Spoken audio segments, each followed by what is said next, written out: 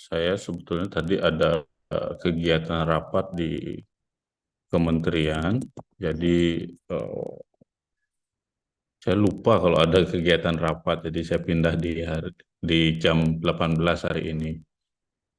Eh, Mudah-mudahan tidak mengganggu apa namanya kegiatan saudara yang lain ya.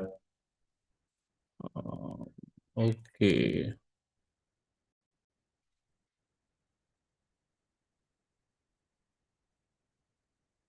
jadi kita akan belajar banyak terkait dengan manajemen sistem informasi pendidikan.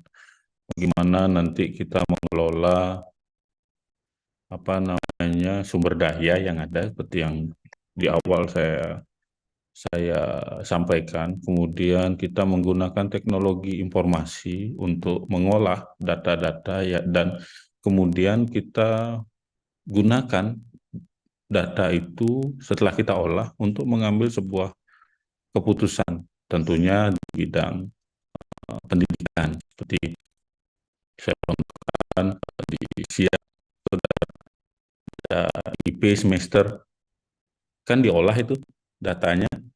Mata kuliah A, saudara dapat B, mata kuliah B, saudara dapat A, mata kuliah C, tidak dapat C, tapi dapat A. Nah, IPK saudara misalnya 3,9. Keputusan apa yang bisa diambil? Dari sistem itu kan sudah terlihat kan keputusannya. Kalau IPK saudara 3,9, apa keputusannya? Kalau Bisa memperoleh SKS, Pak.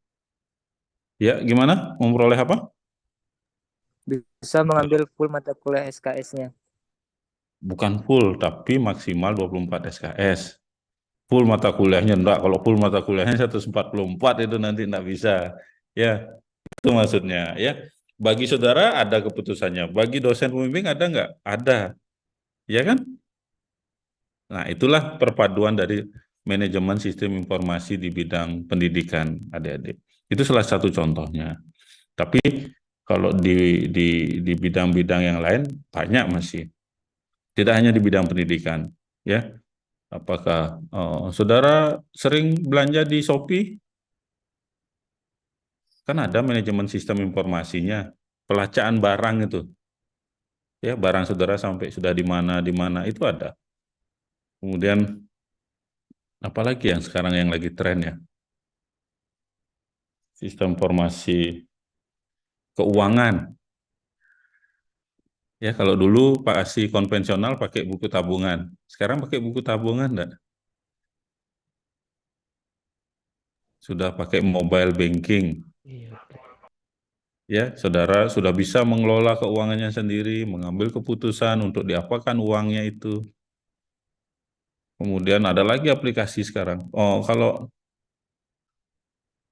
kalau apa? Kalau di buku tabungan kan tidak, kita harus ke bank untuk mencetak record kita itu. Maksudnya rekaman apa saja transaksi yang sudah kita lakukan. Kalau sekarang dengan manajemen sistem informasi yang sudah ada di genggaman itu terrecord semua. Saudara belanja A, belanja pulsa, belanja baju misalnya, transfer kemana, dikirimin uang dari siapa, itu akan terekam dengan baik.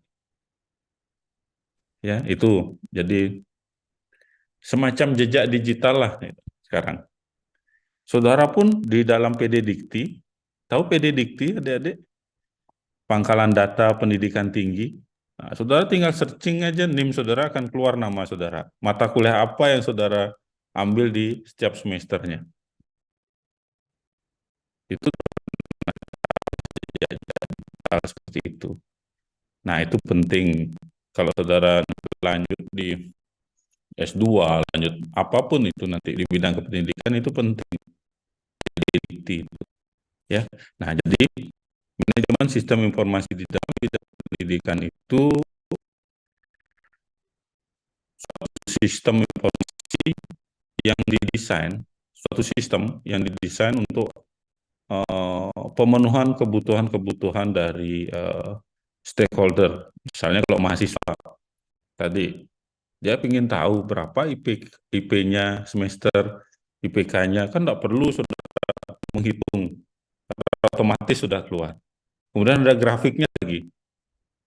Ya, saudara pernah mengamati itu? Kan ada grafiknya. Kalau naik itu bagus.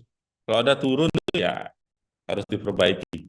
Walaupun bukan itu yang menjadi sasaran akhirnya. Sasaran akhirnya kan IPK kumulatif keseluruhan mata kuliah, ya. Tapi harus kecenderungannya harus naik terus. Itu satu contohnya, ya. Manajemen sistem informasi yang di dalam bidang pendidikan. Jadi kalau di perguruan tinggi saya tahunya seperti itu. Kalau di persekolahan mungkin adik-adik pernah mengalami apa saja contoh-contohnya, mungkin nanti bisa saudara apa namanya cari contohnya. Kemudian kalau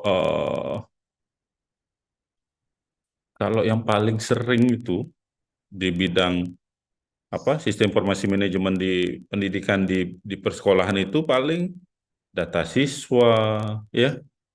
Kemudian apa lagi ya? Alamat siswa, nilai siswa pernah ada nggak? Karena saya belum pernah ke sekolah. Ada nggak? Bisa nggak seperti di perguruan tinggi? Perguruan tinggi kan ada nilai yang bisa dilihat. Ada nggak ya? Saudara pernah mengalami? Pernah tidak? Tidak, Pak. Oke. Kalau tidak berarti baru di perguruan tinggi lah diterapkan sistem informasi manajemen di bidang pendidikan, manajemen sistem informasi bidang pendidikan, ya. Mungkin nanti bisa bisa bisa coba ditelusuri, bisa mengapa apa namanya di bidang sekolah, di persekolahan itu sangat jarang menerapkan manajemen sistem informasi. Apa karena tidak ada sumber dayanya? Mungkin itu salah satunya. Sumber dayanya itu misalnya teknisinya, pegawainya, atau operatornya yang bisa mengoperasikan sistem informasi tersebut. Sehingga bagi kepala sekolah, bagi guru, sangat mudah untuk mengambil keputusan nantinya kalau ada seperti itu. Kalau di perusahaan-perusahaan pasti ada, ya. Eh, Saudara tahu Indomaret kan? Sering belanja di Indomaret?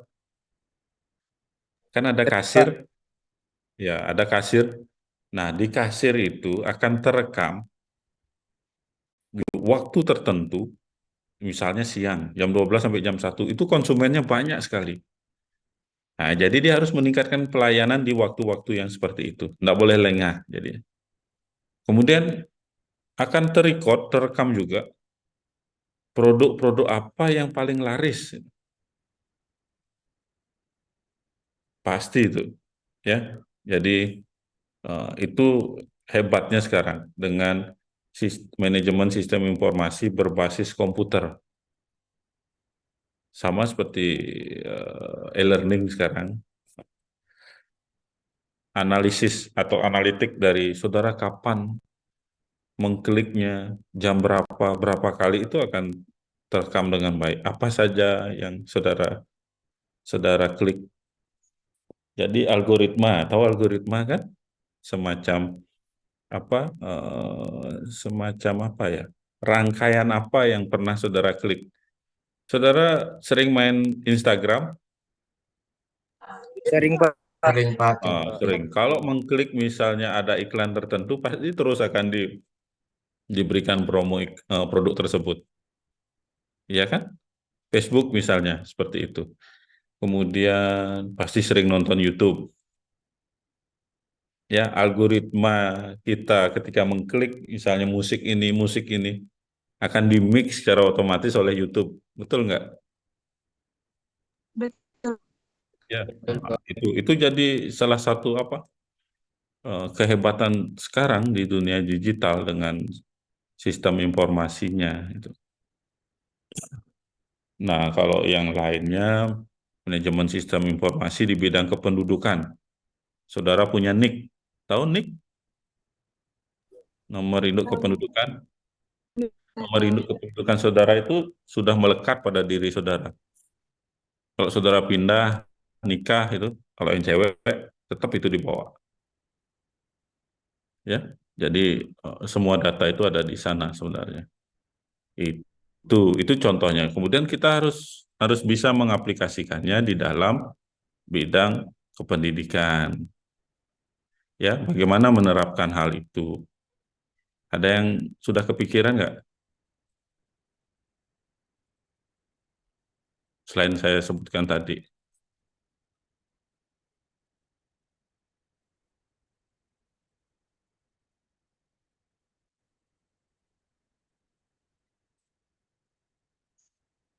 ada nggak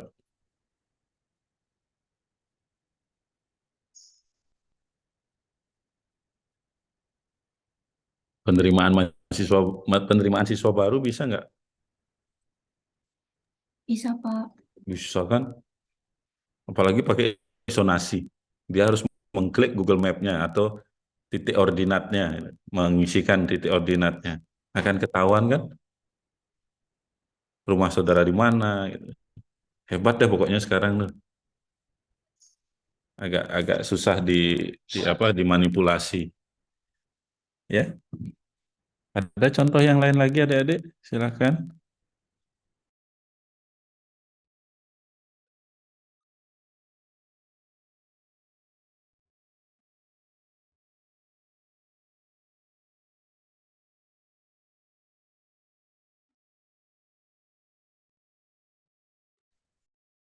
Izin menjawab, Pak.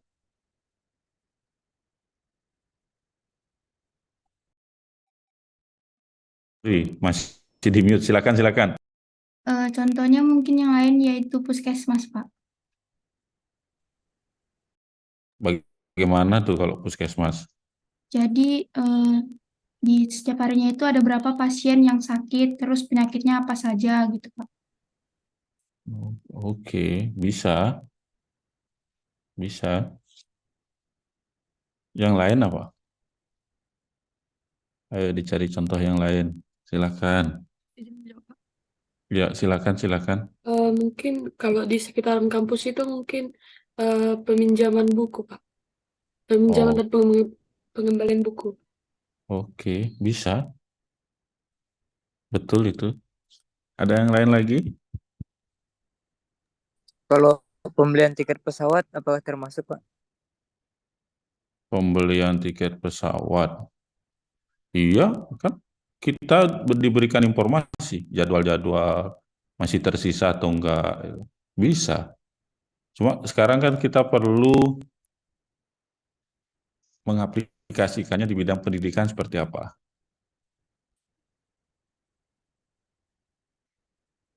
Kalau saudara kan sekarang masih enak, maksud saya begini, masih enak itu mata kuliahnya itu kan sudah pasti, misalnya saudara kelas A atau kelas B kan begitu.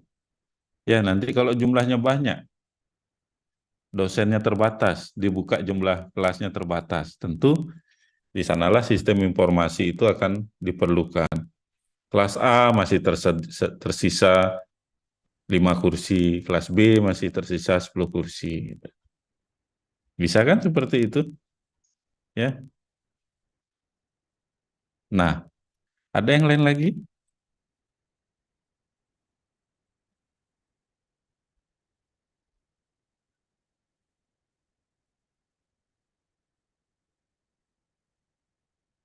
Silakan kalau ada yang lain lagi. Mungkin jejak digital dari Google Map, Pak. Ya, gimana gimana? Jejak digital dari Google Map. Jejak digital dari Google Map. Gimana itu? Kalau menurut saya kalau digabungkan sama sistem pendidikan itu kan di Siak biasanya sistem Siak itu bertanya kita masih tinggal di Singaraja atau tidak. Kalau di Google Map itu sistemnya itu mencatat otomatis, Pak. Kita tinggal di Singaraja, kemudian besoknya kita pindah ke kota lain akan dicatat sama Google ya, Pak. Seperti itu Oke, otomatis. ya, ya, ya, ya, bisa, bisa, bisa, bisa. Kayak daftar hadir itu ya. Iya, Pak. Nah, gini maksud saya, daftar hadir, kehadiran, misalnya di kampus, kehadiran itu berarti saudara harus menggunakan WiFi kampus, baru tercatat bisa hadir. Ngerti nggak maksud saya? Saudara kan punya akun SSO kan? Single sign on-nya. Iya. Single sign on itu hanya bisa diakses di area kampus. Ya, setiap radio WiFi itu punya IP. Ya, identitas numbernya punya dia. Paham maksud saya? Paham, Pak.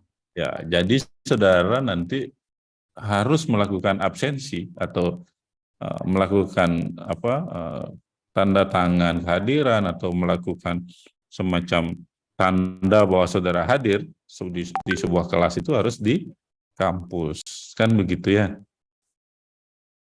Oke, bagus juga ada Google Map. Ada lagi yang lain, silakan.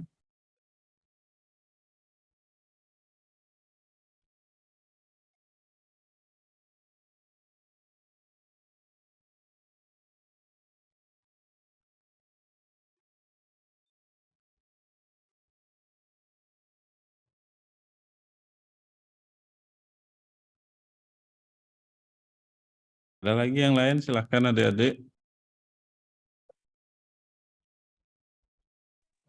Mungkin jejak digital akun apa?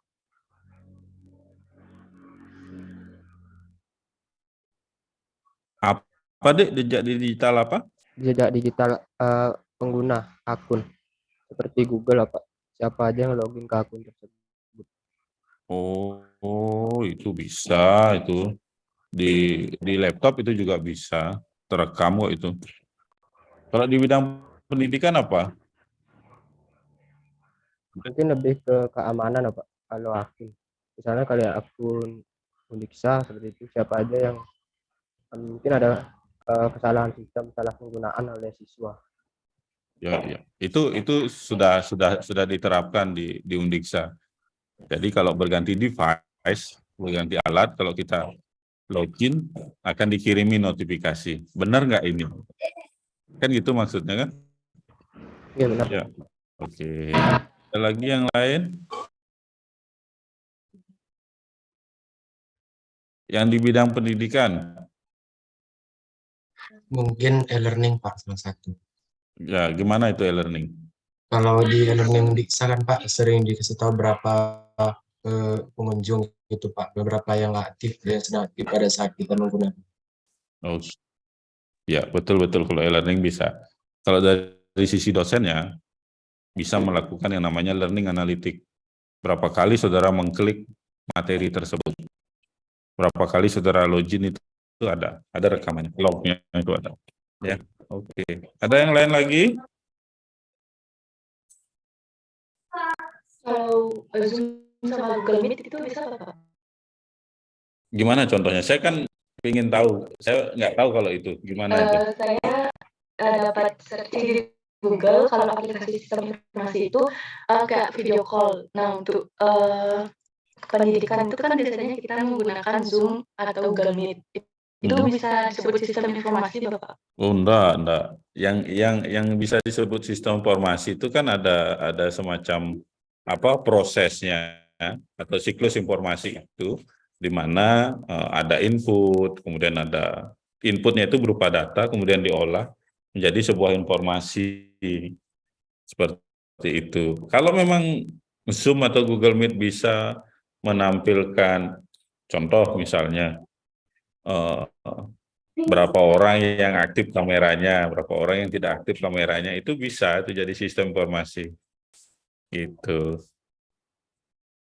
Ya. Ada nggak fasilitas itu di Zoom? Oh, nggak ada kayaknya, Bapak. Nggak ada. Nah, kalau ada, kita bisa belajar bersama-sama. Jadi itu bisa dijadikan sebuah dasar atau keputusan bahwa misalnya, dalam satu perkuliahan hanya 3 orang saja yang aktif kameranya gitu misalnya. Kan gurunya jadi punya dasar untuk informasi itu dijadikan dasar untuk keputusan. Sistem manajemen sistem pendidikan salah satunya.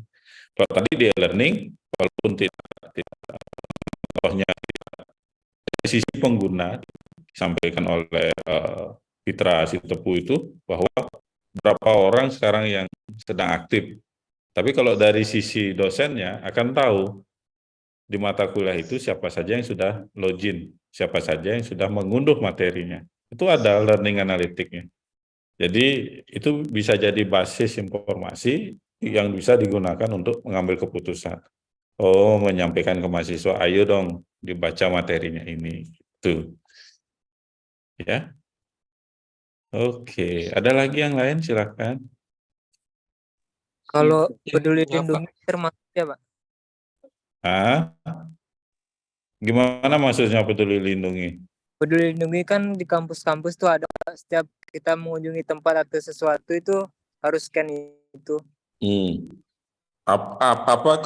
Informasi yang bisa, kalau saudara misalnya yang punya kampus itu, informasi apa yang bisa saudara peroleh?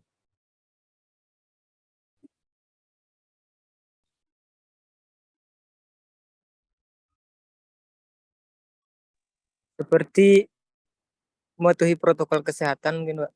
Nah, bukan begitu. Kalau mematuhi itu sudah pasti. Ketika saudara mengembangkan peduli lindungi, hal apa tahu kan backbone kan? Di belakangnya itu apa itu? Apa yang bisa saudara, informasi apa yang bisa saudara peroleh? Paling saya nggak tahu, karena kita kan bukan pengembang peduli lindungi, tapi kita kan bisa menalar bahwa oh informasi sekian orang yang sudah masuk ke sana, ataupun dengan peduli lindungi, saudara kan sudah pernah pakai kan peduli lindungi, ada Sudah, Pak. informasi yang akan diberikan kepada petugas, saudara kuning, hijau atau merah, gitu, ngerti maksudnya? Ya, kan akan ada tanda saudara hijau, merah atau kuning gitu. Atau maksudnya saudaranya, kalau hijau berarti sudah vaksin booster, kalau kuning mungkin baru 2 kali gitu. Atau informasi terkait dengan satu daerah tersebut, berapa yang terpapar COVID kalau zaman dulu, kalau sekarang kayaknya udah nggak ada COVID ya. Kayaknya nggak ada, ya. Nah itu bisa seperti itu. Kita yang nanti mau peroleh informasi. Oke, ada lagi adik-adik? Mungkin bisa penggunaan kartu mahasiswa itu jadikan absensi juga, Pak, digesek gitu. Seperti misalkan dulu kan saya kan pernah les di GO itu, Ya, ada itu sistemnya itu kartunya itu digesek pas masuk ke gedungnya, dan pas digesek itu siswanya itu ke foto, ke potret gitu, Pak. Jadi untuk absensi itu nggak ada yang dimanipulasi gitu, Pak. Oh ya, bisa itu, bisa. Tapi kalau sekarang kan sudah berbasis teknologi informasi, berbasis komputer, berbasis cloud ya. Kalau yang berbentuk fisik itu kan agak sulit sekarang. Bahkan sekarang kalau saudara perhatikan, bisa nggak menarik uang di ATM tanpa kartu ATM? Bisa, Pak. Bisa, Pak. Katanya sekarang bisa, Pak. Ya, bisa. Semua sekarang cardless, ya. Penggunaan kartu itu sangat dikurangi. Paling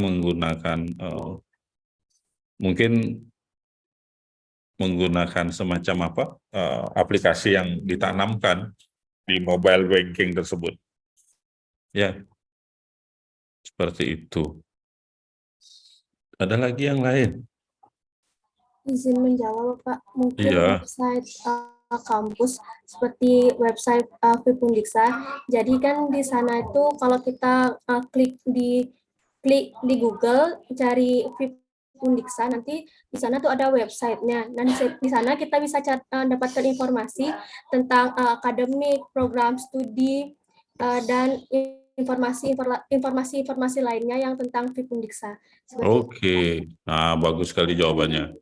Ini merupakan peran dari sistem informasi manajemen pendidikan, ya. Jadi masyarakat seperti yang saudara sebutkan tadi, ya, Reza. Jadi masyarakat bisa tahu Vipundiksa itu prodinya apa, pelayanannya seperti apa. Betul itu peranan sistem informasi. Jadi kita bisa mengglobal. Orang bule bisa nggak mengklik VIP Undiksa dari negaranya? Bisa, Bapak. Nah, saudara dari mana, Resa? Saya aslinya dari Tabanan, Bapak. Oh, dari Tabanan nggak perlu ke Singaraja. Ada yang dari Medan? Ini si Tepu nih Medan kayaknya. Iya, Pak. Nah, bisa mengklik VIP dari Medan. Ya, Siregar, ini siapa lagi? Tobing. Pokoknya yang si marga-marga nih. Ya, nah itu. Nah, itu peran dari manajemen sistem informasi dalam bidang pendidikan. Jadi, kampus, sekolah itu bisa jadi lebih bersaing. Ya, jadi sekolah, kampus itu berlomba-lomba meningkatkan kualitas serta pelayanannya kepada siapa? Mahasiswa kalau kampus, siswa kalau sekolah. Karena sekarang kita sudah mengglobal adik-adik. Ya, kalau dulu mungkin saudara enggak pernah ngalami kirim-kiriman surat kan? Ya, saudara nulis surat, kemudian kirimnya seminggu, misalnya pacar saudara lagi kuliah, saudara masih SMA, pacar saudara kuliahnya di Jawa atau di Bali, kirim seminggu. Balasannya sebulan kemudian. Kalau sekarang kan nggak cepet kan, WA 5 menit nggak dibalas aja sama pacarnya ping gitu. Ya, nah kalau dulu ya seperti itu. Kalau sekarang karena kita sudah mengglobal dengan sistem informasi itu ya seperti tadi, kita harus siap bersaing. Itu ya. Nah, bagus ini Resa Utari ini. Jadi peranan sistem manajemen informasi itu seperti tadi. Ya, kita harus sekolah ataupun universitas itu sebagai sebuah organisasi itu dengan sistem informasi manajemen itu harus dapat lebih lagi bersaingnya, kemudian harus lebih lagi meningkatkan kualitas pelayanannya. Tadi kan dibilang, bisa lihat program studi, kemudian akademiknya seperti apa, pelayanan apa yang bisa diberikan, kan begitu kan? Ya, oke. Nah itu tadi ada beberapa contoh itu, ya, terkait dengan manajemen sistem informasi di bidang pendidikan. Sudah cukup paham adik-adik? Sudah, Pak. Oke, kalau sudah enggak perlu lama-lama, nanti kita habis kuotanya, kasihan nih. 1 jam itu 1 giga loh itu. Sekarang nggak dapat bantuan. Nanti tolong dibaca lagi ya, peranan dari manajemen sistem informasi di bidang pendidikan. Oke, nah itu saja dari saya untuk hari ini. Terima kasih atas kesabarannya. Saya cukup capek nih dari pagi sampai sore. Ya, mudah-mudahan saudara tidak capek karena kuliahnya maraton dari pagi sampai malam mungkin. Ya, itu saja dari saya karena setelah ini jam 7 saya lagi ada kegiatan. Saya harus siap-siap. Harus mandi dulu, harus segala macam. Ya. Mungkin itu saja. Terima kasih atas kehadirannya. Sekali lagi mohon dibaca terkait dengan peranan manajemen sistem informasi di bidang pendidikan. Ya. Nah, ini untung tadi Utari ini mengungkapkan di bagian akhir. Jadi saya memang tujuan saya di akhir memang ingin menyampaikan itu, tapi sudah disampaikan oleh Resa Utari. Nah, terima kasih sekali ya. Itu. Oke. Selamat petang adik-adik. Sampai jumpa dalam pertemuan berikutnya. Terima kasih sudah hadir pada pertemuan kali ini. Salam sehat selalu. Saya izin live ya. Oke, Pak. Terima kasih. Terima kasih.